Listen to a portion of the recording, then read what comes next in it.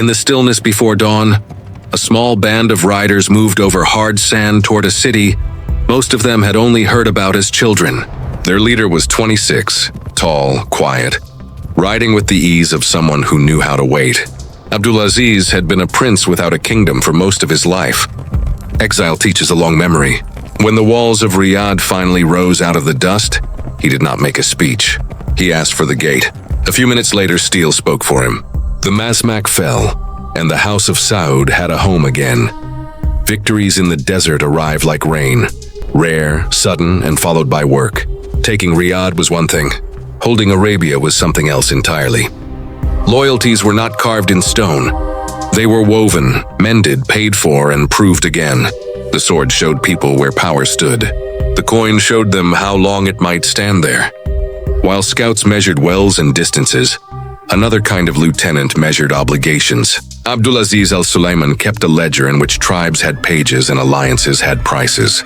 He found loans where there were none, persuaded merchants to wait one more season, and turned promissory notes into marching rations. If war is movement, finance is the road. From Najd outward, bargains hardened into rule. The old Rashidi power ended not with one battle, but with a series of conclusions. Then came Hejaz, the gates to Mecca and Medina, and with it a claim to protect not just territory but a faith's most visited ground. By 1932, a proclamation finished the sentence that had begun in the saddle. The Kingdom of Saudi Arabia existed, wider than most maps on schoolroom walls, and poorer than any court would admit out loud. The capital still looked like a century refused to leave. Trade touched the coasts and hesitated to cross the open interior. Camels carried more than banks did. If a land is wide enough, it can hide a fortune in plain sight. Men from California arrived with notebooks and a patience that looked like stubbornness. They had listened to a small island across the water, Bahrain, give up its secret in 1932, and were unconvinced by every expert who told them Arabia would not follow. Heat pressed down on their hats. Machinery failed in sand the way words fail in arguments. They kept drilling. Damn 'em well. Number 7 coughed, paused, and then behaved like a door that decides to open all at once.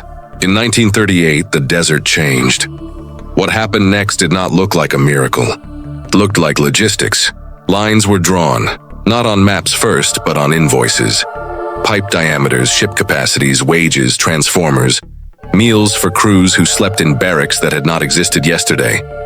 The company that strung these lines together was called Aramco, and it brought an industrial rhythm to a place where the moon had set the calendar for generations. For a time, the Americans supplied the speed and the Saudis supplied the permission. Revenues grew slower than expectations. When a kingdom becomes rich, its bills grow wings. Palaces needed power. Roads needed grades. Guests needed to be received in rooms that suggested the future had arrived early. The treasury sagged under hospitality. King Abdulaziz, older now, understood both pride and arithmetic. He also understood succession. When he died in 1953, he left a family large enough to fill a city, and a problem no family wants. Who exactly governs tomorrow? Saud wore the crown first. He loved ceremony, and the feeling a court has when it is well fed. But a state is not a banquet. Projects multiplied, receipts chased one another across desks, and the deficit behaved like a rumor no one could quite silence.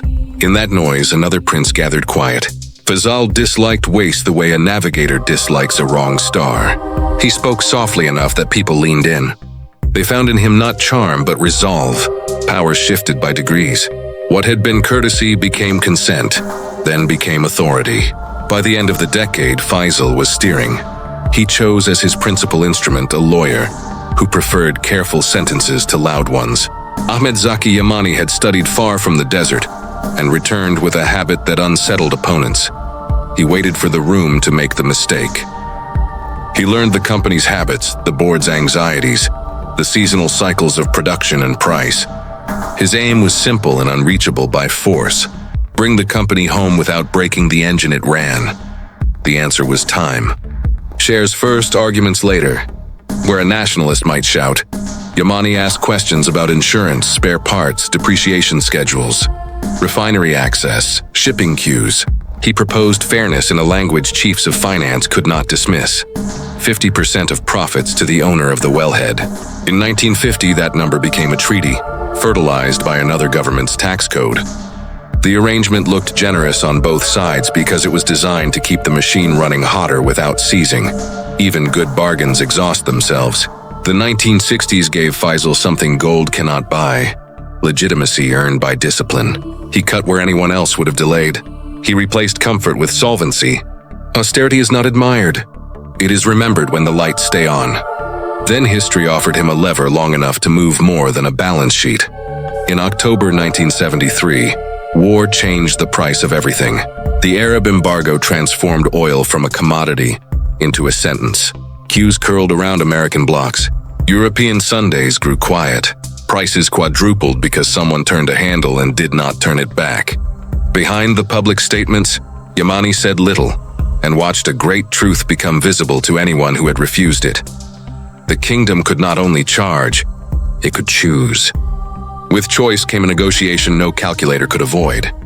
Ownership migrated across a table, one signature at a time. By 1974, the state held most of Aramco. By 1980, it held all of it. The company did not fall. It was absorbed, asked to keep performing while answering to a different capital.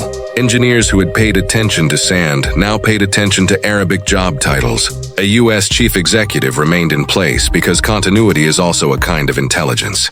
An office boy named Ali Al-Naimi, who had stepped into Aramco at 12 and stepped through universities far away, returned as a leader whose authority came from fluency in both rock and people. He widened capacity, drilled capability into a generation, and built a workforce that looked like the nation that owned it. Power, being power, asked for a price.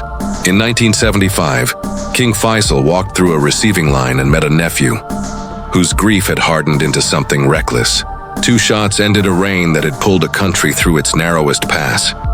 The nation mourned a man whose gift had been restraint. Yamani, months later, learned his own lesson about vulnerability on a different stage, when gunmen turned an OPEC summit into a geography lesson conducted at gunpoint. He walked away alive, less surprised by danger than by how quickly a room can forget what it was discussing. Decades passed differently for oil and for men. The world's thirst rose and fell. The price learned to plead and to punish. The kingdom learned to cushion the falls and to use the heights. It also learned that monopoly is not a promise, only a position. The United States, a combination of technique and refusal to accept old limits, cracked rock once thought too tight to speak. Horizontal drilling and hydraulic fracturing took 2 old ideas and taught them a duet. Output surged. By 2014, the price fell with the certainty of a stone finding water. The kingdom held production high, tested competitors, and watched an industry built on debt blink, adjust, and refuse to die. Aramco endured because its cost base was a fortress, and its guarantor was a state. A different generation inherited the controls. Mohammed bin Salman measured the century ahead and decided that oil should fund the next economy, not the only economy. Vision 2030 gave investors a number to argue about, and builders a schedule. A sliver of Aramco met the market and became, by valuation, the largest thing ever to enter that particular room. The country started talking about tourism, entertainment, renewables, and a city that looked like a thought experiment with a coastline. Skeptics did what skeptics do. The work proceeded as large work does, loudly in renderings, quietly in contracts. Through all of it ran a constant: money as policy's first instrument. Abdulaziz needed coin to turn loyalties into law. Aramco needed capital to turn geology into a payroll. Faisal needed restraint to turn crisis into control. Yamani needed patience to turn a foreign company into a national one without breaking either. Naimi needed time to build people who could inherit a system. Even the shale story is the same lesson in a different accent. Investment, iteration, survival. The personalities make the story memorable. The mechanics make it inevitable. A young prince returns to a city and takes it with courage. Monarch spends as if the future will forgive him. A brother prevents the future from needing to forgive. A lawyer wins by asking for what a spreadsheet cannot dispute. An engineer climbs from messenger boy to chief, proving that institutions can do what myths only claim to do. turn opportunity into structure. A crown prince attempts to turn structure into something that still stands when a price chart does not cooperate. In the end, deserts do not care who names their oil. Markets care. Ships care. Cities at midnight care when tankers wait outside their harbors, and refineries slow and dashboards flicker from green to amber. The kingdom learned to read those dashboards and learned, as every state must, that wealth is only a foundation, never a finish. It is a means to a school, a hospital, a port, an industry that buys steel for something other than a rig. The same money that bought rifles on a frontier now buys reactor components, concert stages, and fiber optic cable. Different century, same grammar, capacity first, choices second. If you follow the story backwards, you end up again at a gate in the dark. A small group of men pressing toward a wall, a leader who believes the future will answer if spoken to directly. The Mazmak opened. Riyadh became a capital.